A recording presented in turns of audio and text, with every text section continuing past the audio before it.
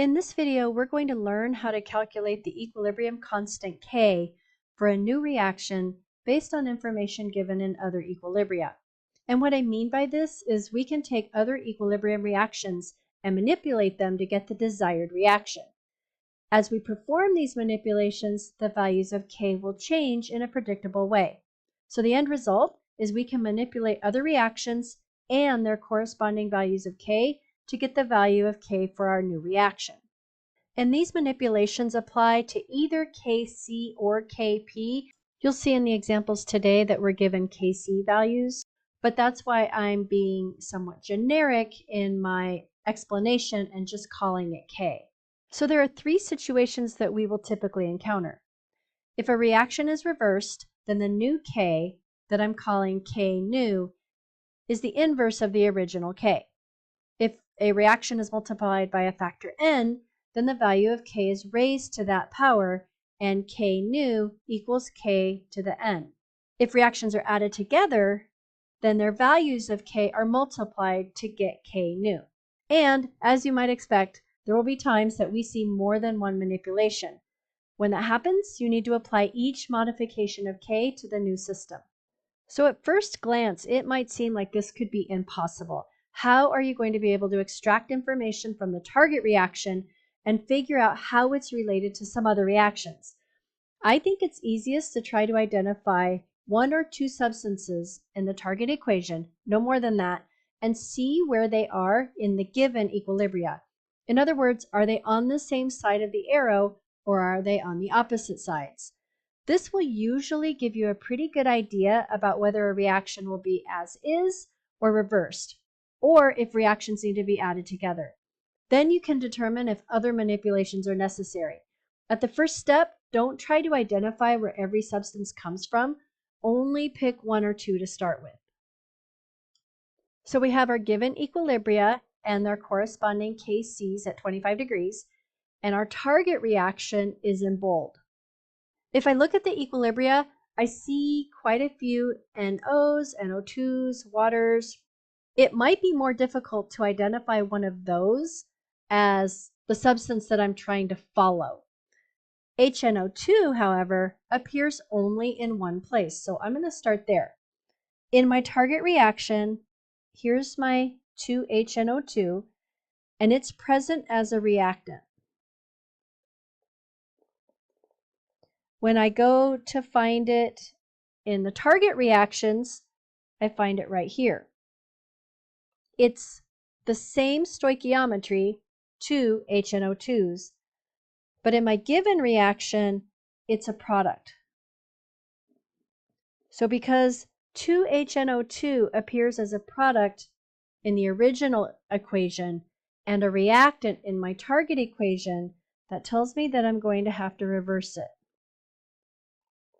And when I reverse the reaction, my Kc will change accordingly. So let me start by reversing the reaction. When I reverse equation 2, I'll call it 2 reverse, I end up with 2HNO2 goes to NO plus NO2 plus water.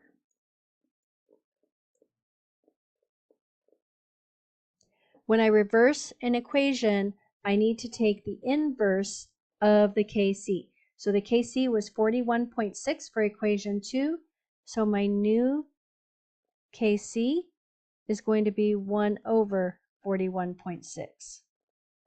Now I need to check to make sure that that was all I had to do. And when I compare the reversed reaction 2 to my target equation, I find that they are the same. So I can calculate this new Kc. I want to take a look at the sig figs. The one is exact. 41.6 has 3 sig figs, so my new value of K will have 3 sig figs. When I do the math, 1 divided by 41.6, rounded to 3 sig figs, I get 0.0240. And remember that K values do not have any units. In this example, I'm going to follow a similar approach, and I'm going to identify just one or two substances and see if I can track where they are in the original equilibria to determine how they were manipulated to get the target reaction. So on the product side of my target equation, I see a 2HNO3, and I find that also in reaction 1. In reaction 1, it's on the product side, and in my reaction, it is also on the product side. So this tells me that I will probably leave reaction 1 intact. In other words, I won't reverse it. In my equation, I also have a 2HNO2, and I find that in reaction 2, both of these are also on the product side. So at this moment, it looks like I need to add reactions 1 and 2. Also worth noting is the stoichiometry is the same. Reaction 1 has 2HNO3 as a product. That's what I have in my reaction. And reaction 2 has 2HNO2 as a product, and I have that stoichiometry as well, 2HNO2. So my starting point is going to be to add these together, and then I'll see if there's anything else I need to do. So whenever we add reactions together, we can cancel as we go along directly in the equations, or we can just add everything up and then cancel. It's your choice. If you're able to identify substances that cancel, sometimes it's easier to do that right within the original equations. I have an NO on the reactant side and an NO on the product side, so those will cancel. And that looks like that's it. So I need to just add everything else up. So I have 3 NO2 in reaction 1, 1 NO2 in reaction 2, so that gives me 4 NO2.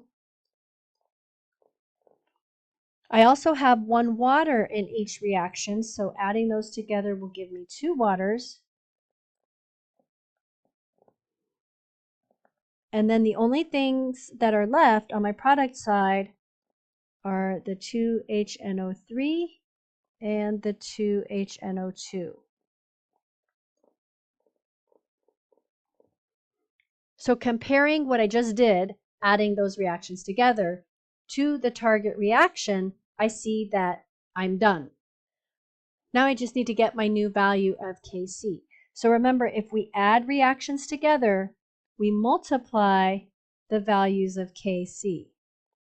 So I added reactions 1 and 2. I need to multiply together the Kc values for 1 and 2. So my new Kc will be 0.267 times 41.6. Both of these values have 3 sig figs, so my new value of Kc will also have 3 sig figs. Doing the math, I have 0.267 times 41.6 rounded to 3 sig figs gives me 11.1. So in our final example, I'll go about it in the same way. On my product side, I see that I have HNO3 and I have HNO3 in the product side of reaction 1. Even though they're both products, now I'm noticing a difference in the stoichiometry. So where the stoichiometry is 2 in reaction 1, it's 1/2 in my target equation. So it appears that it's multiplied by 1/4. I also have a 1/2 HNO2 and an HNO2 in reaction 2, both on the product side, only just like HNO3, the stoichiometry has been changed by a factor of 1/4. Now you might be thinking, hey, this looks familiar. We just had HNO3 and HNO2 on the product side. And that's exactly right. This turns out to be the same reaction that we just looked at, only multiplied by a different factor. The manipulation is adding the two reactions together, which we just did, and multiplying by 1/4. So when we add the reactions together, we get the target reaction from the previous equation, which was 4NO2 plus 2H2O goes to 2HNO3 plus 2HNO2. And we determined that the Kc for that reaction was 11.1. So I'm not going to redo that work because we just did it. We have one more step though, because now our target reaction is divided by 4 or multiplied by 1/4. So our new K will be raised to the power of 1/4.